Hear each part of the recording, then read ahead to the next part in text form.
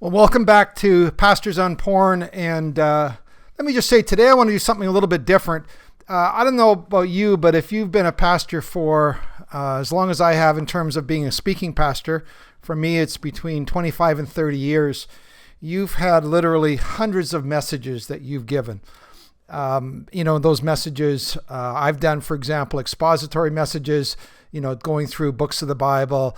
I've done topical series, sermon series, and occasionally I've done what I would call more metaphorical or narrative type messages, but those really have been the exception. And today I want to share a message with you that I was reading through a great Old Testament story. And it's kind of a metaphorical narrative thing. It's not my usual pattern, but I really think that today it's got some really interesting applications to our journey of recovery, whether or not we're a pastor or not. And let me just say, I love I've started a new group Saturday morning, working with guys. And this is not a pastor's group, but let me just say, I have had a number of people, whether they're pastors or not, our struggles with sexual addictions is really a great leveler. And I've actually found that some of the distinctions kind of fall away when people talk about their common struggles. So if you're looking for a group, Saturday morning group, 7:30 a.m. Pacific Standard Time, send me an email right away so we can look at getting you in that group at bandofbrothers.care @gmail.com. Now, let me just say, I'm going to give this short message, and you might find that it's helpful for you. I'm also going to do it on YouTube. I know a number of you are involved, for example, with Celebrate Recovery. And this is going to be, I think, 15, 20 minutes. And you might find it helpful if you want to do a short intro to your Celebrate Recovery meeting or one of your guys' recovery meeting. This might be an interesting introduction. So you're going to be able to go on under my name, Vern Tomke, on YouTube, and you'll be able to find this series or this sermon. If it's helpful, this might be a great introduction to your next recovery meeting or your Celebrate Recovery meeting. So, having given all that introduction, here's my foray into metaphorical preaching, and hopefully enjoy it. And I'll take a quick second break just to allow a clean start to the sermon, and let's learn from Naaman. Well, hello, my name is Vern Tomke. I am with a website and a ministry called bandofbrothers.care, where I work with men who struggle with sexual compulsions, unmanageable behaviors. Today, I want to share an Old Testament story with you that I think applies to anybody who feels like their life is out of control or they're struggling with something that seems to have a hold on them or seems to be beating them up. And it's an Old Testament story. It's a familiar story, and it's the story of the healing of Naaman the Syrian. And as I read the story recently in my kind of daily reading, I was struck by just how many parallels it had to my own journey of recovery. So hopefully it's helpful for you as well. And let's just take a second and refamiliarize ourselves with the story if you're not familiar with it. You're going to hear about a land called Aram or Aram. And just as a point of reference, that would be roughly the present country of Syria. And that was the northern neighbor of Israel and also a traditional enemy that was often at war with Israel. So also you're going to hear about a disease called leprosy. Now, it's worth noting that leprosy was one of those wasting sort of skin diseases, and it would keep you from having any sort of close social contact with somebody. Think about extreme social distancing here. You were a leper. You were a pariah, an outcast. In fact, in many places, if you were a leper, you needed to loudly announce your disease lest other people inadvertently came into contact with you. For example, there's a verse in the book of Leviticus which gives this instruction. Anyone with such a defiling disease must wear torn clothes, let their hair be unkempt, cover the lower part of their face, and cry out, unclean, unclean. Talk about being kept at arm's length from people. Again, COVID-19 and wearing a mask had nothing on these guys. So, with that bit of a background, let's go to the story it's found in 2 Kings chapter 5. I'm just going to read this short story. The king of Aram had great admiration for Naaman, the commander of his army, because through him the Lord had given Aram great victories. But though Naaman was a mighty warrior, he suffered from leprosy. At this time, Aramean raiders had invaded the land of Israel, and among their captives was a young girl who had been given to Naaman's wife as a maid. One day the girl said to her mistress, "I wish my master would go to see the prophet in Samaria. He would heal him of his leprosy." So Naaman told the king what the young girl from Israel had said. "Go and visit the prophet," the king of Aram told him. "I will send letters of introduction for you to take to the king of Israel." So Naaman started out carrying as gifts 750 pounds of silver, 150 pounds of gold, and 10 sets of clothing. The letter to the king of Israel said, "With this letter I present my servant Naaman. I want you to heal him of his leprosy." When the king of Israel read the letter, he tore his clothes in dismay and said, "Am I God that I can give life and take it away? Why is this man asking me to heal someone from leprosy? I can see that he's just trying to pick a fight with me." But when Elisha, the man of God, heard that the king of Israel had torn his clothes in dismay, he sent this message to him: "Why are you so upset? Send Naaman to me, and he will learn that there is a true prophet here in Israel." So Naaman went with his horses and chariots and waited at the door of Elisha's house.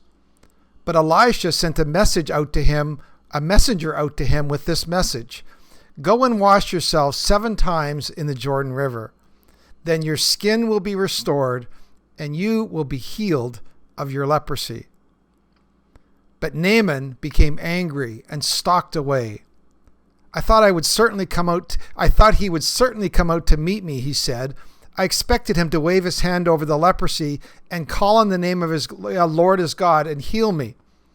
Aren't the rivers of Damascus, the Abana, and the Parpar better than any of the rivers of Israel? Why shouldn't I wash in them and be healed?" So Naaman turned away and went away in rage. But his officers tried to reason with him and said, "Sir, if the prophet had told you to do something very difficult, wouldn't you have done it? So you should certainly obey him when he simply says, 'Go and wash and be cured.'" So Naaman went down to the Jordan River and dipped himself 7 times as the man of God had instructed him. And his skin became as healthy as the skin of a young child, and he was healed. Now, there's no doubt that Naaman was a great man. He was a wealthy man. Just think of all the sort of goods that he was bringing with him. He was a mighty warrior, and he was someone who had the admiration of the king. All of his greatness, however, all of his wealth and stature was outside of his ability to control his leprosy. Leprosy brought him down to the level of a social outcast. He could not maneuver or control his way to the other side. Now let me just say this. How many of us have found that our addictions have brought us to our knees? Despite perhaps our ability to have control or even great success in many areas of our life, being a great warrior, so to speak, our unmanageable behaviors leave us with little more than the strength of a child. You know, addictions are the great leveler, aren't they? Old, young, poor, rich, educated, uneducated.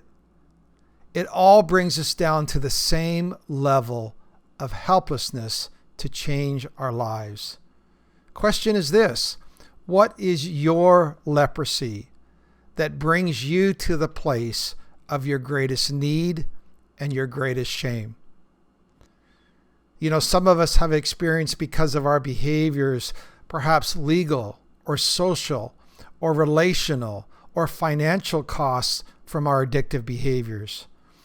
We find ourselves living in some version of a prison of our own making.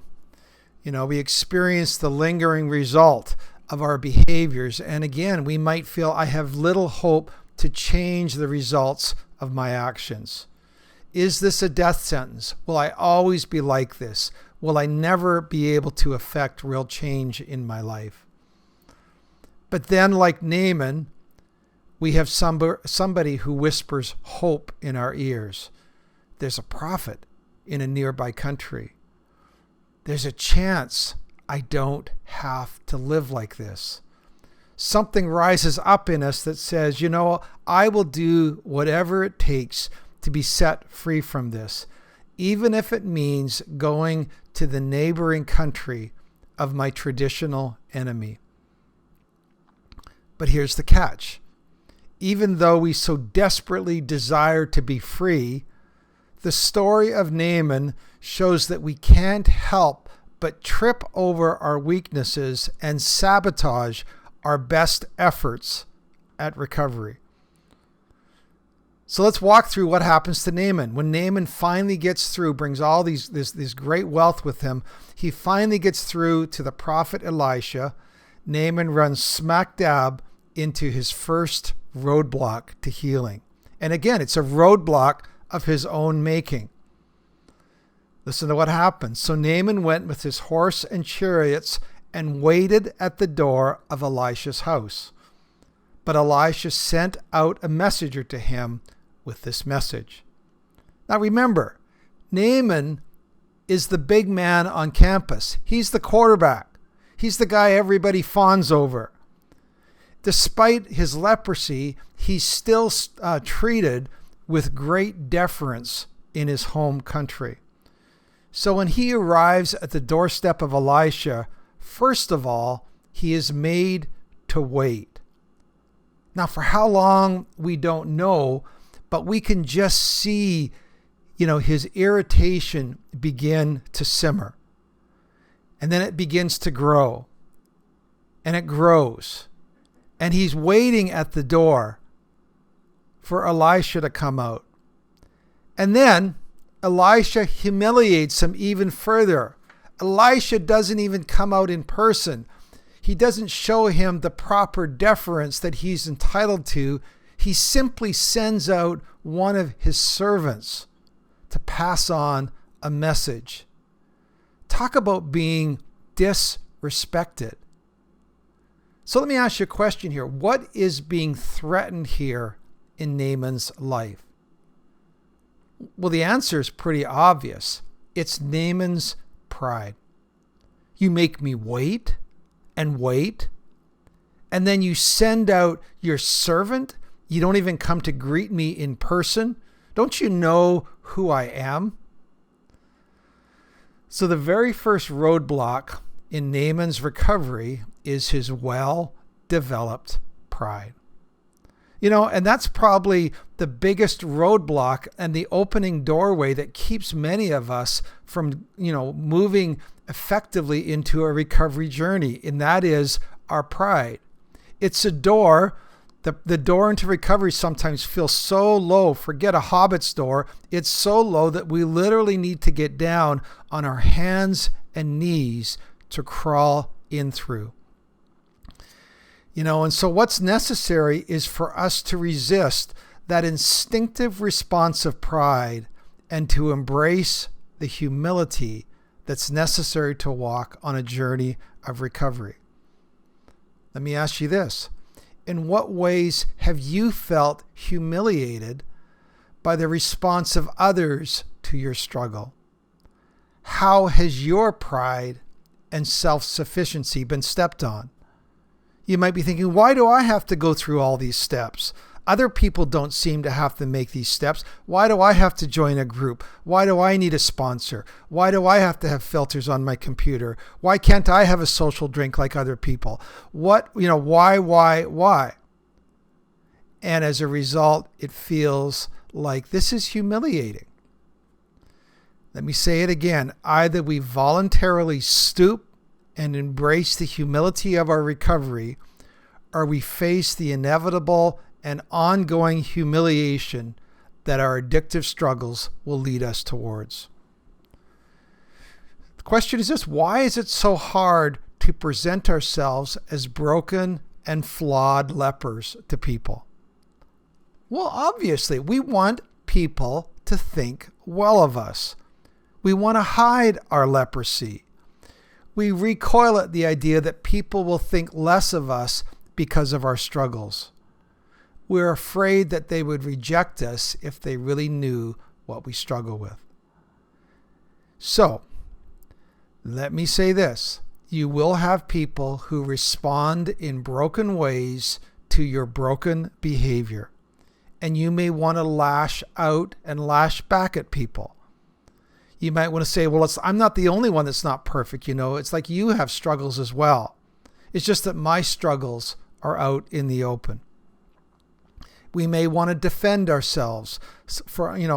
We may not want to submit to what feels like a humbling process that we need to walk through, because it might be mixed with the mixed motives of other people who are around us. Sometimes pride, it shows itself as what is called a healthy self-respect. Sure, we want humility, but we want it on our own terms, not something that feels humiliating. So that is a pretty tough thing for all of us to navigate. And it's really Naaman's first struggle. Well, let's go on to his second struggle. We see that he continues to struggle with what's going on. The verse and the passage says this: but Elisha sends a messenger out to him with this message: go and wash yourself 7 times in the Jordan River. Then your skin will be restored and you will be healed of your leprosy. But Naaman became angry and stalked away. I thought he would certainly come out to meet me, he said. I expected him to wave his hand over the leprosy and call on the name of the Lord God and heal me. See, Naaman had very clear expectations as to how this was supposed to go. And it's those very expectations that present the next obstacle that he had to overcome. Apparently he had a whole idea about what this healing was going to look like. He talks about, I expected Elisha to come out. He was going to wave his hand over me. He was going to call on the name of his God and heal me. He had a very clear picture of what the healing prayer would look like. And this was something that he said, he probably had thought about the whole time he was traveling to Israel, what was hopefully going to happen for him. How many of us, and I would say especially any of us who've been leaders, like to work things out in our own mind. We know how things are supposed to play out. We like to arrange all the pieces on the chessboard to get the desired results. But this is not something that we can control. Even when it comes to our healing and reaching out, we have clear expectations. I want it to happen this way. I want my healing to look like this. I want it to take a certain period of time. You might say, I want it to come in a certain theological package. I don't want to be offended anywhere along the way. Over the years, I can't tell you, I've led groups of 4 men for over 15 years. I can't tell you how many people have stalked away from a healing environment because it didn't look like they expected. It offended their finely tuned sense of either what was theologically correct or how I should wave my hand or what I should say and how long it should take. And all of these things offend them. They cause them to want to disengage and walk away from the process. Sometimes guys have a very clear sense of how it's supposed to play out. If I do this, for example, will it save my marriage? I don't know. Maybe, maybe not. The bottom line is you eventually have to find healing for yourself, not for anybody else. People say, well, how long is this going to take? Can we walk through this? And I know I have a 1-year course. Could we do this in 6 months? Well, how long did it take you to get into this place? How long is this? All of these sort of expectations that people have laid down as tracks in their own mind. And I would say it's those expectations that keep them from fully embracing whatever it is that God wants to do. So there's one last area that Naaman has to face. Listen to what his response is when he thinks about Elisha's command to go wash in the Jordan River. He says this, "Aren't the rivers of Damascus, the Abana, and the Pharpar better than any of the rivers of Israel? Why shouldn't I wash in them and be healed?" So Naaman turned and went away in a rage.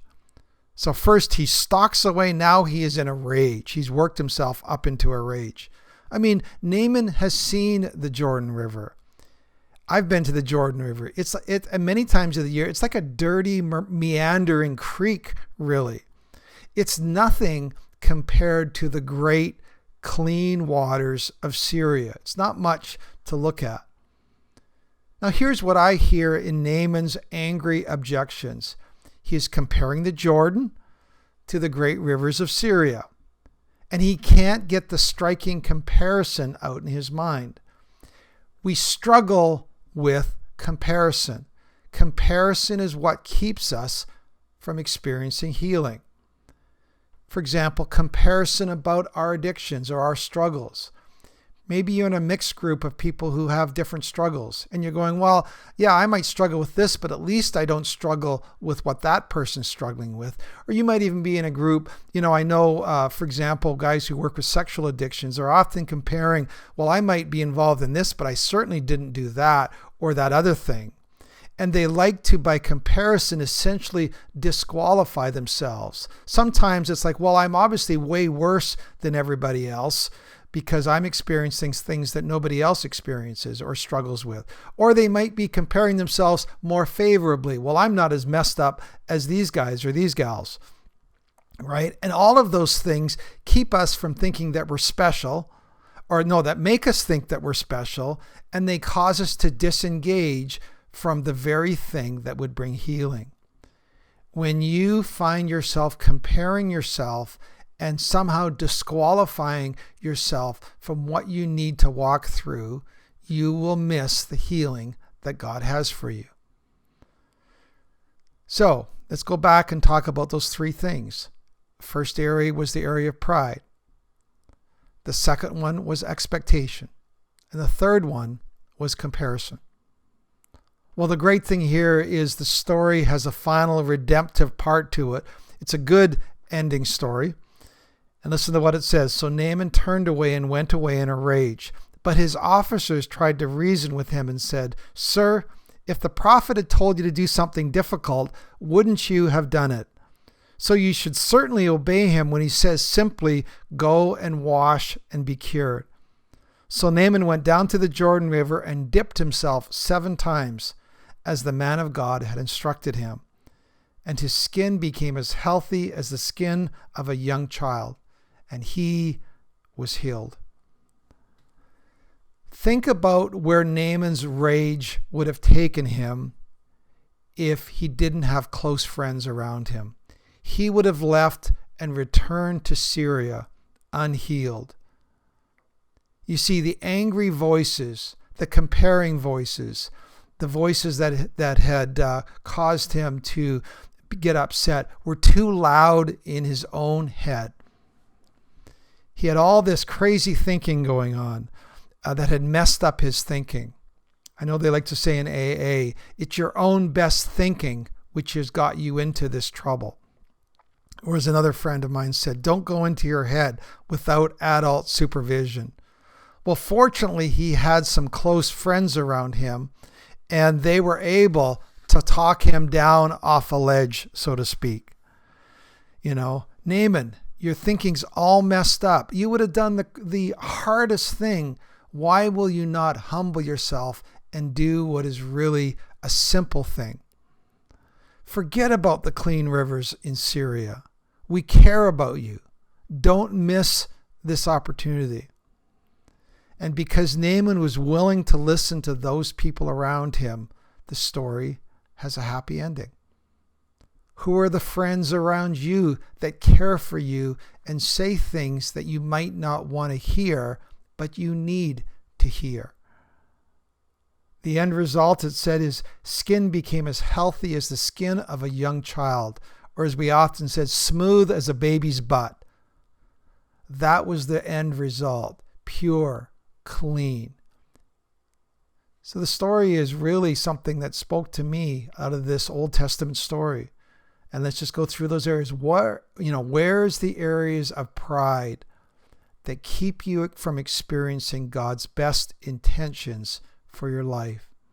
Second of all, where are your expectations that cause you to miss the new and different thing that God is wanting to do in your life? And finally, what are the comparisons with what is going on elsewhere that cause you to miss out on what God is wanting to do with you right here and right now? I pray that you would have skin as smooth as a baby's butt, that you would experience His healing, that you would listen to those who care around you, and this would be a grace moment for you. God bless you.